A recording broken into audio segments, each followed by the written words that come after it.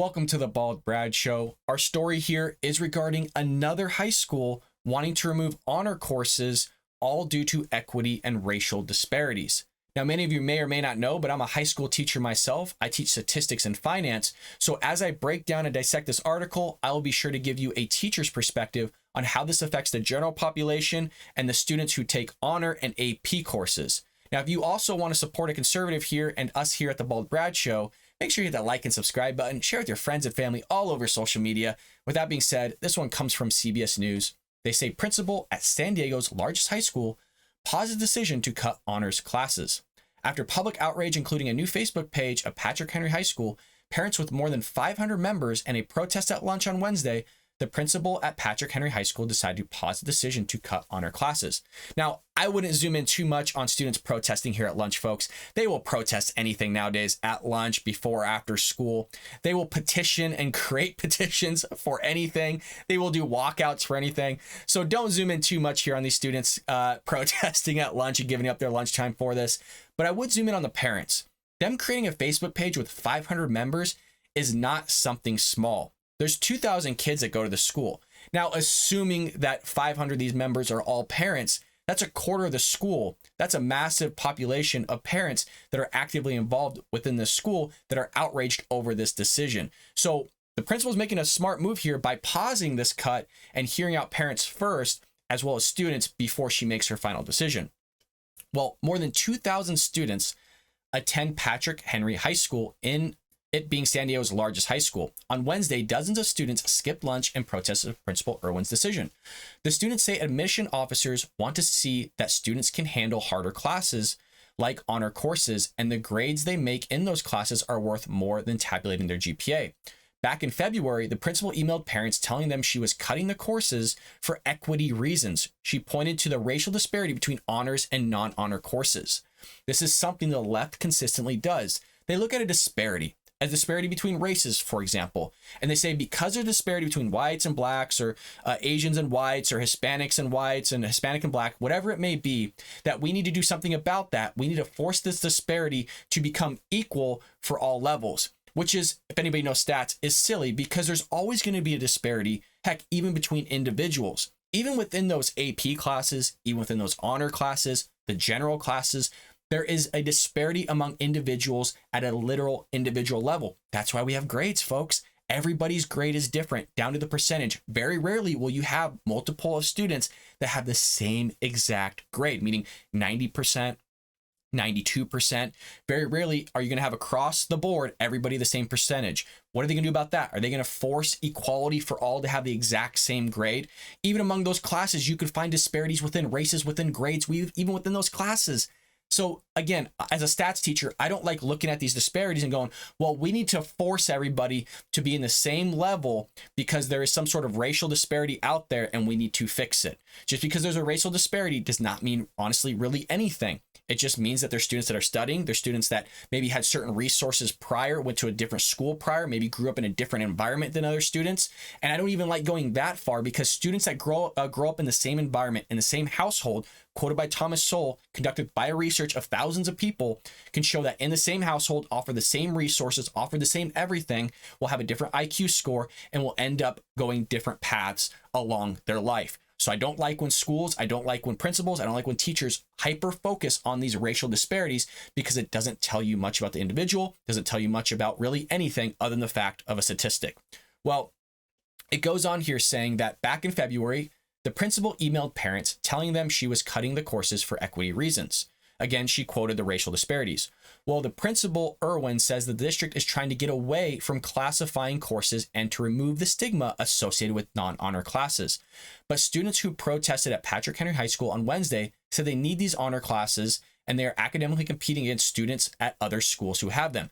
And this is a great point on how it affects honor students as well as AP students, because there's courses all across the United States. There's obviously high schools all across the United States that have students competing to get into these colleges, these universities, whether it's Ivy League, state schools, UC schools, whatever. So if you're not offered AP courses or honor courses at your school, you are no longer competing against those that have AP courses and honor courses. meaning you ain't getting into the college you want because you were just outcompeted by somebody else. Now you created, yes, a disadvantage there. And I guess there could be equity talks within that because another school is offering a resource that you are not being offered, which now you got to decide, do I move schools? Do I move districts? Do my parents sell their house and move somewhere else just so I can get in the university that I want? Those are discussions that we can have here in terms of equity. But by you removing these courses and hurting these kids' GPA, you're hurting them competing, getting in the universities they would like, is kind of silly. And honestly, I don't agree with it at all. And we'll get into more of that in a moment here. Principal Irwin says the district is trying to get away from classifying those courses again, but the students again protested these decisions. The district says that Patrick Henry is still offering some honor courses and advanced placement classes. Interesting. I would be curious to look at the data on that. Is there racial disparities within those courses? Why are we just eliminating here the English and I believe the physics honor courses? I find that a little bit silly that you're selective in which courses you're removing. So if you really do believe that there's racial disparities across honor courses, AP courses, then shouldn't you be removing them all, not just a couple? So I think there's a little bit more of an underlying issue here going on with these honor courses, going on with this principal than I think is being told. Well, it says, however, what's the difference? For advanced placement or AP classes, students have to pay for them and take a test at the end of the course. If they do well, they can earn college credit. So it's between levels 1 and 5 when you take these AP classes on how you score. I believe it's level 4 and 5, you get the AP credit, and that will be accepted in some colleges. A lot of the schools want to see a 5 on the AP test, which is actually really hard to score. But I digress, that might be a little bit too much information. Students say honor classes are the stepping stone between regular classes and AP classes. Taking an honors or AP class can raise a student's GPA because the A's and B's they make are worth more than a regular A or B in the general population is what they're saying in the general classes. So if you score an A or B in an honors or AP class, that will only increase your GPA, which is why you see a lot of these valedictorians end up having like a 4.6 or a 4.4 because they took GPA booster classes, if that's what you want to call it, like an AP or honors course. Versus a student that just took strictly just like the general population courses. They didn't take honors or APs. The highest GPA that they can get would be a 4.0, assuming they got straight A's all across the board. Mind you, if you're getting straight A's across the board, you're kind of silly not to take AP or honor courses, but I digress. Well, it says honor physics and honors English are canceled classes. That means students who struggle and those that excel will all be in the same class. Now, as a teacher, that's not necessarily a bad thing. And also for students, in some way, shape, or form, that's not bad either. And I'll explain why. As a teacher, you look at your low achieving students and your high achieving students. And what you try to do is you try to pair up those high achieving students and those low achieving students together so that that high achieving student will still stay high achieving regardless, but it will also help alleviate some of the burden that's put on that low achieving student, whether that's trying to keep up with the activities, whether that's taking notes or whatever it is. That high achieving student can actually help that low achieving student increase their grade and help them understand material. Now, there's a lot of strategies and theories that support this, and we utilize this a lot, even within the general population as teachers. I utilize it in my classroom. Even without somebody that's taken honors or AP, you will always have high achieving, or you should have high achieving students within your class. And if you're smart, you wouldn't just pair them up with other high achieving students. Again, you want the help within the classroom. You're one person versus 30, 35 students. There's no way that you could service all those students in a span of 45 minutes to an hour and a half, depending how long your class is. So if you could put a student that knows their stuff that can basically teach what you're teaching to another student, then that helps you be able to service other students in the classroom at the same time. And that way you can reach everybody. Utilizing that strategy will increase the overall grade within your classroom. My averages year after year about, I would say 85 to 89% average, which is really, really high. I'd be cool with a 75% grade average in my courses, but they're high because I implement certain strategies that are advantageous to all students. Now, I'm not saying that's always the case for other teachers. I'm not saying that's why they might have lower grades or vice versa. It really just depends.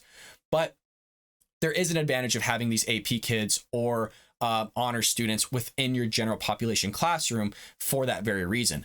But it also hurts them because if you want to give them more material, could you do that? Yes. Meaning if they're already done with their main subject work that you gave, like an activity or something like that, or the homework, what you could do, and what's usually the course of action for teachers when they have this situation, is to give them harder material. So they would be offered and given different material than the general class, but they would still be tested on the same material that everybody else would be in, which obviously you'd expect them to score high. But again, that hurts them because they're not at the level that they should be. You want to kind of always push the student. You want to try to excel the student in any way, shape, or form. Now, there's a thing called zone of proximal development. I'm going way too far into this, but I want everybody to understand this because a lot of you wrote to me and said, hey, I would love to know more about this teaching field. I would love to know more about what goes on in the classroom and the teacher's perspective. So this is called zone of proximal development. It's basically a line that's created and established that you try to keep students along to where they're able to feel like they can accomplish this and be successful in this activity, but at the same time, they're struggling a little bit to be successful in that activity. If you have a student below that zone, then most likely they're not even gonna bother doing the activity, or they're just gonna really, really struggle with it. If you have a student above that zone, then you're just gonna sit there, not do anything. You're not having them excel, and you're not really offering them the best academics that they can be offered within the classroom. So that's kind of what ZBT, zone of proximal development, ZPD is, as well as these AP kids. You'd wanna keep them along that zone as well by offering them harder material. Well, again, the honors and physics, honors physics and honors English are the only ones being canceled. So what's going on with the other honors and within mathematics, for example? You know there's a disparity in there. Usually science and mathematics kind of go hand in hand here in terms of disparity because they both utilize concepts like mathematics. I know, shocker, folks. Students and parents say one or both of those groups will not have their needs met in their shared class. And students say that they don't know how it's going to work since they already have to pick classes for next year without the honors courses they had wanted. Melbourne Romney is one of 2 students who started a petition. I told you they'll start a petition for anything, folks, that now has more than 2,000 signatures. CBS 8, which is where this article comes from, told him of the principal's decision when he got out of school, quote, "We want some more clarification with how she's pausing it," said Romney. "What she wants to do, it sounds like she used some ambiguous language. That lack of communication and transparency is what upset most families. Even though the principal's announcement put on hold and all this is still kind of up in the air, it's still ultimately upsetting people across the board." Now, as a teacher's perspective, I do not think they should remove these honor classes, especially for racial disparities or equity reasons. Look, everybody has an opportunity to get into these honor courses or to get in these AP courses. So it all comes down to studying. I know people don't believe this of like, oh, well, my students struggle in math. A lot of people struggle in math. I struggled in math in high school. I struggled severely in math growing up, and now I'm a math teacher. And really, folks, what it comes down to, it wasn't the teacher's fault. It was my fault for not studying early on. That's really what it comes down to. These kids say they study for hours. It's just, folks, you very, very small proportion will actually study for hours and still fill a class. It's virtually almost impossible, and I'm being honest here, it's almost impossible to get anything lower than a C. If somebody gets lower than a C, they are actively trying to get that grade. I know it sounds bad, but trust me, on behind the scenes perspective, a teacher will do almost anything to try to get that student a C, make up late work and still offer them full credit, retake a quiz. All sorts of things are offered that's not offered to everybody. Say that somebody's getting an A or B, that those are getting D's and F's are offered. So to get a D or F in high school nowadays, you literally have to be doing nothing. I mean, even your coursework, like your activities in class, your homework is worth 20% of your grade. And it's almost, that will just correlate into your quizzes and your exams, right? A lot of times students nowadays are given the questions on the quiz or exam. In our day, that was not the case. It was like, hey, anything goes. Anything I said in the classroom, anything in your homework goes. You don't know what's on it. You just know like, hey, it's going to be, descriptive statistics or something. Now it's like, I have to give you the exact problem. And then what I do is I take that exact problem, I put it on a test, and I just change the numbers. So that's what's being done a lot inside the classroom across the board, not just in mathematics, but science and other things as well. If nobody believes me, talk to a teacher, folks. Talk to one. You are talking to one right now.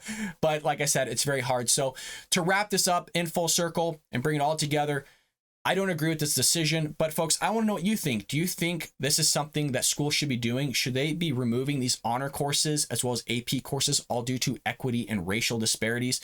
Folks, let me know in the comments down below. And always, make sure you hit that like and subscribe button, share with your friends and family all over social media. And folks, I will see you later here on The Bob Brad Show.